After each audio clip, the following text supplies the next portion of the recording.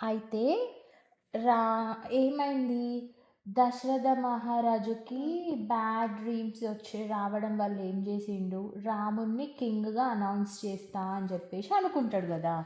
అనుకున్నాక ఏమవుతుంది, కైకేయికిను దశరథ మహారాజుకి ఇద్దరికి డిస్కషన్ అవుతుంది కదా. డిస్కషన్ అయిన తర్వాత రాముణ్ణి అయోధ్య నుండి పంపించేస్తాడు వనవాసానికి 14 years. అయితే అప్పుడు ఏమైంది, దశరథ మహారాజు సిక్కవుతాడనమాట. ఎందుకు? వాళ్ళ సన్ను లేడు కదా, రాముడు అంటే చాలా ఇష్టం కదా దశరథ మహారాజుకి. సో దశరథ మహారాజు సిక్కవుతాడు, చాలా సిక్కయ్యి ఇంకా మంచంలోనే పడుకొని ఉంటాడు అనమాట, బాగా సాడ్నెస్ తోటి.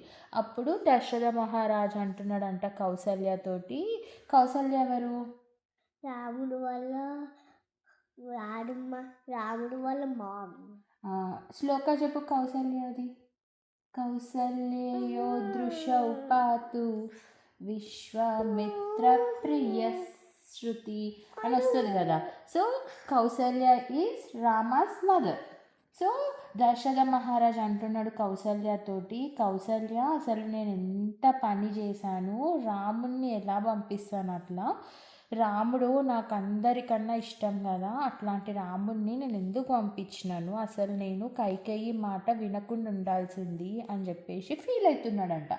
సో అలా అనుకుంటూ అనుకుంటూ అట్లనే కోమాలోకి వెళ్ళిపోయిందంట. కోమా అంటే ఏంటి, body body present, like soul ఉండదన్నమాట. ఇంకా ఎవరు పిలిచినా మాట్లాడరు అనమాట. సో నిద్రలోకి వెళ్ళిపోయినట్టు, డీప్ స్లీప్లోకి వెళ్ళిపోయినట్టు అనమాట.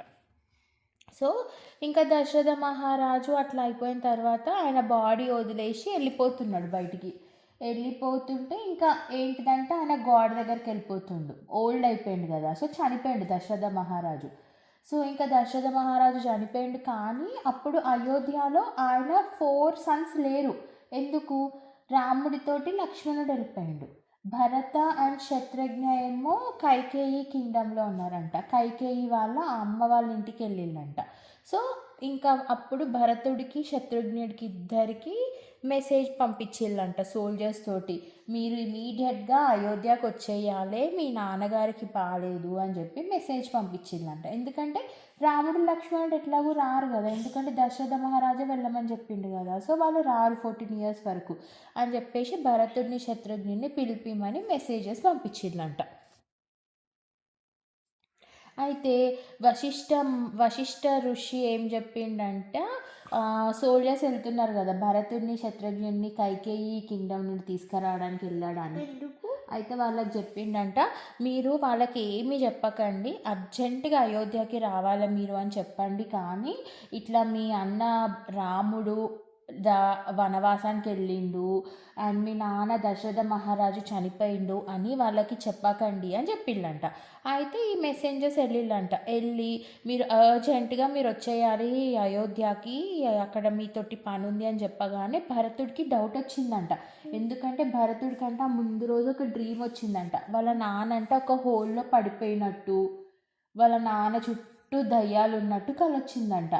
అయితే అప్పటికి ఇంకా భరతుడు అనుకుంటున్నంట, ఏమో జరిగింది అయోధ్యలో, అది మా నాన్నైనా చనిపోయి ఉంటాడు, లేకపోతే మా అన్న లక్ష్మణుడైనా చనిపోయి ఉంటాడు, లేకపోతే ఇంకేదో జరిగి ఉంటుంది. వాళ్ళ అమ్మ వాళ్ళ రాముడు అన్న కదా, లక్ష్మణుడు కూడా అన్ననే భరతుడికి. సో చనిపోయి ఉంటాడు అని చెప్పి అజ్యూమ్ చేసుకుంటుండంట భరతుడు. అయితే ఇంకా భరత శత్రుఘ్న ఇద్దరు ఆ సోల్జర్స్ తోటి ఇంత కూడా టైం వేస్ట్ చేయకుండా అయోధ్యకి రిటర్న్ వెళ్ళంట. వాళ్ళకి 8 days పట్టిందంట అయోధ్యకు వచ్చేసరికి. 8 days తర్వాత అయోధ్యకు వచ్చేసరికి అయోధ్య అంతా మస్తు సైలెంట్గా ఉందంట. అసలు ఏంటి ఇది, మన అయోధ్యనేనా, ఇంత కామ్గా ఉందేంటి అని చెప్పి షాక్ అవుతున్నారంట ఇద్దరు. అయితే భరతుడు శత్రుఘ్నుడు ఇద్దరు వచ్చేసరికి కాకులు ఏడుస్తున్నాయంట, ఎందుకు ఫాక్సెస్ ఏడుస్తున్నాయంట, అంత సైలెంట్ ఉందంట వాళ్ళ ఊరు. ఎందుకు ఏడుస్తుంది? దశరథ మహారాజ్ చనిపోయింది కదా, వాళ్ళ కింగ్ చనిపోయింది కదా, అందుకే. ఎందుకు ఫాక్స్ ఏడుస్తుంది? వాళ్ళ కింగ్ చనిపోయింది కదా, రాముడు కూడా వెళ్ళిపోయింది కదా. తర్వాత భరతుడు అడిగిండంట, అసలు మనం ఎక్కడున్నాం, ఇది మన అయోధ్యనేనా అని అడిగితే అందరూ సోల్జర్స్ తలుపిల్లంట, అవును ఇది మన అయోధ్యనే అని చెప్పేసి. ఇప్పుడు ఇంకా భరతుడికి వాళ్ళ నాన్న కనిపిస్తలేడంట ప్యాలెస్లో. కనిపించకపోయేసరికి రన్ చేసుకుంటా వాళ్ళ అమ్మ దగ్గరికి వెళ్ళిండంట, కైకేయి దగ్గరికి వెళ్ళి అసలు ఏమైంది, బయట ఎందుకు ఇలా ఉంది అని అడగడానికి వెళ్ళేసరికి వాళ్ళ అమ్మ మస్తు హ్యాపీగా ఉందంట. మస్తు హ్యాపీగా ఉందంట. ఉంటే భరతుడు అడిగిందంట, అసలు బయట సిచ్యువేషన్ వేరేలా ఉంది, నువ్వేమో ఫుల్ హ్యాపీగా ఉన్నావు, అసలు ఏం జరుగుతుంది, నాన్న ఏడి అని అడిగితే కైకేయి చెప్పిందంట, మీ నాన్న చనిపోయిండు అని లాక్ చేసుకుంటే చెప్పిందంట. చెప్పేసరికి భరతుడికి ఒక్కసారే ఒక పెద్ద థండర్ స్ట్రామ్ వచ్చి కొట్టినట్టు షాక్ అయి కింద పడిపోయిందంట. మా నాన్న చనిపోతే మా అమ్మ ఎందుకు ఇట్లా నవ్వుకుంటూ చెప్తుంది, ఏడ్చుకుంటూ ఉండాలి కదా అని షాక్ అయిందంట. షాక్ అయ్యేసరికి ఇంకా తను అట్లనే నవ్వుతూ ఉన్నదంట హ్యాపీగా. నవ్వుకుంటే ఇంకేమన్నదంట తెలుసా, మనిషి అన్నాక ఒకరోజు చనిపోతాడు, అందులో షాక్ అవ్వాల్సింది ఏముంది అన్నదంట. దానికి క్రై చేయాలా అని అన్నదంట.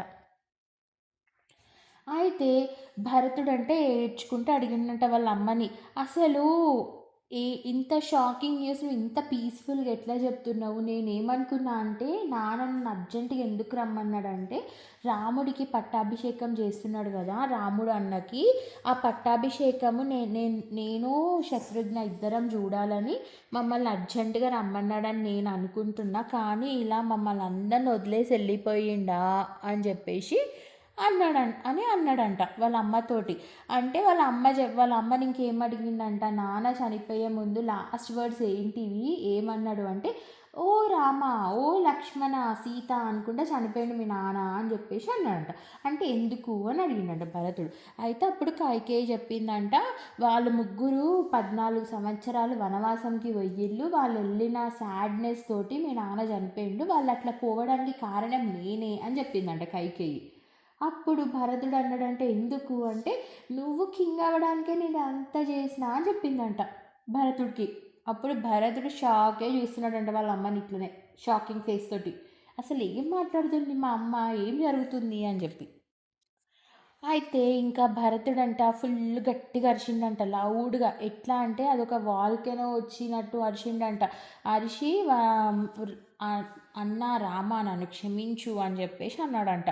అని నా వల్లనే నువ్వు ఇక్కడ నుండి వెళ్ళిపోయావు, ప్లస్ నాన్నగారు చనిపోయారు, అంత నా వల్లనే, అట్లాంటి ఇంత జరిగినప్పుడు ఈ కింగ్డమ్ని రూల్ చేసే అధికారం నాకు లేదు, సో నేను ఈ కింగ్డమ్ని రూల్ చేయను అని చెప్పిండంట. వాళ్ళ అమ్మకి చెప్పిండంట, నువ్వు అర్జెంటుగా అయోధ్య వదిలేసి వెళ్ళిపో, నేను నీ క్రూయల్ థాట్స్కి నేను అసలు ఎంకరేజ్ చేయను అని చెప్పిండంట వాళ్ళ అమ్మకి.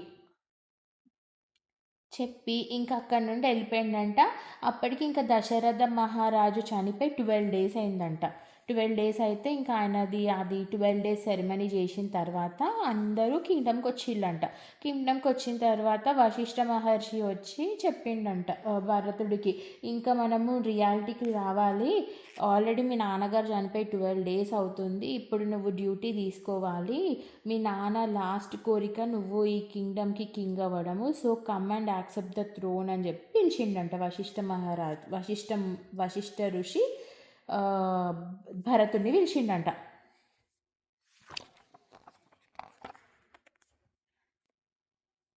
అయితే భరతుడు అట్లా అనగానే వశిష్ఠ మహారాజు కంటే ఫుల్ ఏడుపు వచ్చిందంట. వశిష్ఠ మహారాజు కాదు, వశిష్ఠ ఋషి కంటే ఫుల్ ఏడుపు వచ్చిందంట. నేను నేర్పించిన డిసిప్లిన్ ఇంకా అట్లనే ఉంది భరతుడికి, వాళ్ళ అమ్మ మాట వినకుండా మనం నేర్పించిన సంస్కారమే ఫాలో అవుతున్నాడు అని చెప్పి ఫుల్ హ్యాపీగా ఫీల్ అయిందంట, హ్యాపీ టియర్స్ అనమాట. అయితే భరతుడు ఇంకేమన్నాడంట తెలుసా, బాడీ ఒక్కటి ఉంటే ఏం లాభం, దాని లోపల నా ప్రాణం లేనప్పుడు, అది మా అన్న దగ్గర ఉంది, రాముడి దగ్గర, ఈ అయోధ్యకి ఎప్పుడు రాముడే కింగ్ మా నాన్న తర్వాత అని చెప్పిండంట. చెప్పి ఇంకా అన్నాడంట, మనం అందరం పోయి రాముని తీసుకొని వద్దాము వనవాసం నుండి, ఫారెస్ట్ నుండి. ఎవరు ఏ ప్లాన్ వచ్చినా నాకు చెప్పండి. ఎనీ ప్లాన్ ఈజ్ ఇంపార్టెంట్ ఇప్పుడు, ఎందుకంటే మనకి రాముడిని ఎట్లా బ్యాక్ తీసుకురావాలో తెలియాలి అని చెప్పిండంట. అని ఇంకా వాళ్ళు ఫస్ట్ ప్లాన్ స్టార్ట్ చేసిందంట. ఫస్ట్ ప్లాన్ ఏంటిదంట తెలుసా? ఒక రోడ్ కట్టిల్లంట అయోధ్య నుండి ఫారెస్ట్కి. దానికి అందరు హెల్ప్ చేసిళ్ళంట. Potters, sculptures, weavers, tailors, ministers అందరు హెల్ప్ చేసిళ్ళంట. అందరు భరతుడితోటి స్టార్ట్ అయ్యాలంట. ఎక్కడికి? ఫారెస్ట్కి. Okay, everyone is going to forest. ఎవరిని తీసుకురావడానికి? రాముడు. ఎందుకు? ఎందుకంటే ఓకే, అయితే ఇప్పుడు ఫారెస్ట్లో అంట లక్ష్మణుడు రాముడికి ఒక హట్టు కట్టిండంట. ఎస్పెషల్లీ వాళ్ళకు ఒక బెడ్ తయారు చేసిండంట. ఆ బెడ్ ఎట్లా అంటే గ్రాస్, పికాక్ ఫెదర్స్ తోటి ఉందంట. అది చూసినాక రాముడు సీత ఫుల్ హ్యాపీ ఉన్నారంట. అరే ఈ బెడ్ ఎంత బ్యూటిఫుల్గా ఉన్నది అని చెప్పేసి ఫుల్ హ్యాపీ ఫీల్ అయ్యారంట. హ్యాపీ ఫీల్ అయ్యి ఇంకా వాళ్ళు ఆ హౌస్లోకి వెళ్ళి అప్పుడే రిలాక్స్ అవుతున్నారంట. అప్పుడే ఢన్ ఢన్ ఢన్ అని శబ్దం వినిపించిందంట. అరే ఎక్కడికి వెళ్ళి వస్తుంది ఈ శబ్దము, ఎవరు వస్తున్నారు హట్టు దగ్గరికి అని లక్ష్మణుడు చెట్టెక్కి చూస్తున్నాడంట. చూసేసరికి అక్కడ భరత అండ్ హిస్ ఆర్మీ ఉన్నారంట. సో రాముడికి చెప్పిండంట, అమ్మో భరతుడు పెద్ద ఆర్మీతోటి వస్తున్నాడు, నిన్ను చంపడానికి ఏమో అని అన్నాడంట. అంతలోపే వీళ్ళు ఇంటికి వచ్చేసిళ్ళంట. రాముడు వాళ్ళ ఇంటికి వచ్చేసినాక భరతుడు వచ్చి రాముడి కాళ్ళ మీద పడ్డాడంట, నన్ను క్షమించు అని చెప్పేసి. అప్పుడు రాముడు తీసుకొని భరతుని శత్రుఘ్ని ఇద్దరు కాళ్ళ మీద పడ్డాడంట. భరతుని శత్రుఘ్ని హగ్ చేసుకొని వాళ్ళు ఇట్లా మీద పడుకోబెట్టుకొని, ఏమైంది, మీరు ఎందుకు ఇంత సాడ్గా ఉన్నారు అని అడిగిండంట. అప్పుడు భరతుడు రాముడికి చెప్పిండంట, నాన్న ఇంకా ఎక్కడా లేరు, మన నాన్నగారు లేరు, చనిపోయారు అని చెప్పిండంట. చెప్పగానే రాముడు షాక్ అయిందంట. షాక్ అయ్యి ఇంకా కింద పడి ఫుల్ ఏడుస్తున్నాడంట. లక్ష్మణుడు కూడా కింద పడ్డాడంట షాక్ అయ్యి. ఇంకా అందరు బ్రదర్స్ కూర్చొని ఏడుస్తున్నారంట. ఏడ్చుకుంటూ ఒకరినొకరు ఓదార్స్తున్నారంట. సీత కూడా కూర్చొని ఫుల్ సాడ్ ఫీల్ అవుతున్నారంట. అయితే ఇంకా భరతుడు ఏమన్నాడంట, నువ్వు ఎట్లయినా వచ్చేసే అయోధ్యకి, నేను అసలు అయోధ్యకి కింగ్ అవ్వను, అయోధ్యకి నాన్న తర్వాత నువ్వే కింగ్ అని చెప్పిండంట. చెప్తే ఏమైంది, రాముడుండి నో, నేను రాను, నేను మాటిచ్చాను నాన్నకి, 14 years నేను అడవిలోనే ఉంటాను, నువ్వే కింగ్, నాన్నగారు కైకేయి అమ్మకి ఇచ్చిన మాట మనం అందరం నెరవేర్చాలి అని చెప్పిండంట వాళ్ళ తమ్ముడికి. అయితే భరతుడేమో రాముడిని రమ్మంటున్నాడు అయోధ్యకి. రాముడేమో నేను రాను, నేను నాన్నకి ఇచ్చిన మాట నెరవేరుస్తా అంటున్నాడు. అప్పుడు భరతుడు అన్నాడంట, ఇది ఇట్లా కాదు, మనం ఒక పని చేద్దాము, నాకేమో కింగ్డమ్ రూల్ చేయబుద్ధి అవ్వట్లేదు, ఎందుకంటే నేను అట్లా చేస్తే నేను ఒక చీటర్ని అవుతాను, నిన్ను చీట్ చేసినట్టు, నీ పోస్ట్ నేను తీసుకొని నేను చీట్ చేసినట్టు అవుతాను. సో నేను ఏం చేస్తా అంటే నీ చెప్పుల్ని తీసుకుపోయి నేను సింహాసనం మీద పెట్టుకొని నీ తరపున నేను అయోధ్యని పాలిస్తాను. అంతేకాదు నేను అయోధ్య లోపల ఉండను, నేను అయోధ్య బయట ఒక హట్టులో ఉంటాను అని చెప్పేసి 14 years నేను ఓన్లీ లైక్ కండువా అండ్ ధోతినే కట్టుకుంటాను అండ్ ఓన్లీ ఫ్రూట్స్ వెజిటేబుల్సే తింటాను. ఆ 14th day కనుక నువ్వు బ్యాక్ రాకపోతే నేను ఒక నదిలోకి దూకి చనిపోతాను అని చెప్పిండంట. దశరథుడు చెప్పింది, భరతుడు చెప్పిండంట రాముడికి. ఎందుకు చనిపోతాడు? 14 years తర్వాత వాళ్ళ అన్న రాకపోతే. 14 years తర్వాత ఏం చేస్తారు? అయితే విను, 14 years తర్వాత ఏం చేస్తాడు? 14 years తర్వాత స్టోరీ మళ్ళీ చూద్దాం, ఫస్ట్ ఇది విను. అయితే రాముడు ఓకే ప్రామిస్, నేను నీకు ప్రామిస్ చేస్తున్నాను, 14 years తర్వాత కరెక్ట్ నేను ఆ రోజు వస్తాను అయోధ్యకి, అప్పుడు మనం అందరం కలిసి అయోధ్య లోపలికి వెళ్తాము, అప్పటి వరకు నా చెప్పులు తీసుకో అని చెప్పేసి చెప్పులు ఇచ్చిండంట. ఇచ్చేసిన తర్వాత ఇంకా భరతుడు రాముడు చెప్పులు తీసుకొని, భరతుడు శత్రుఘ్నుడు రాముడు చెప్పులు తీసుకొని అయోధ్య సైడ్ వెళ్ళి, ఇంకా అక్కడ భరతుడు అయోధ్యకి వెళ్ళలేదు. అయోధ్యకి బయట ఒక ఊరుందంట, నందిగ్రామ్ అని. ఆ ఊరిలో ఒక చిన్న హట్ వేసుకొని, ఆ హట్టులో ఒక చిన్న సింహాసనం కట్టుకొని, ఆ చిన్న సింహాసనం మీద రాముడు చెప్పులు పెట్టి 14 years వరకు అక్కడనే ఉన్నాడంట.